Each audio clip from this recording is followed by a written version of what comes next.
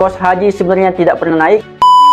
Di tangan saya ni tuan-puan adalah 5 program. Saiznya kecil tapi nilainya hari ini sekitar RM30,000. Bagi anda yang merancang untuk pergi haji sekurang-kurangnya 5 tahun daripada sekarang, saya sarankan tuan-puan target untuk ada sekeping 5 program Gold Bar. Jika kita lihat kos haji semakin lama semakin naik jika kita simpan dalam bentuk wang tunai.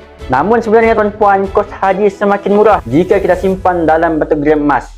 Sebagai contoh, tahun 2019 untuk kos haji dengan subsidi sekitar RM10,000 ataupun bersamaan dengan 50 gram emas pada waktu itu. Hari ini tuan-puan, kos haji untuk package T20 adalah RM30,000 tuan-puan. Masih bernilai 50 gram emas. Maknanya apa tuan-puan? Kos haji sebenarnya tidak pernah naik, bahkan semakin murah. Jadi bagaimana cara untuk anda kumpul 50 gram ini sekeping? Pertama, tuan-puan daftar dulu akaun Masgap Public Gold.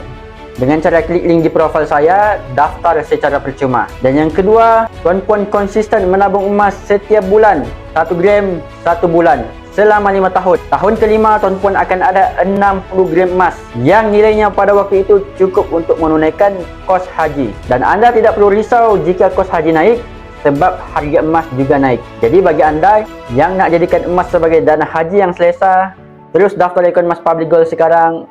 Terus klik link di profil ataupun rujuk pin video yang saya sediakan.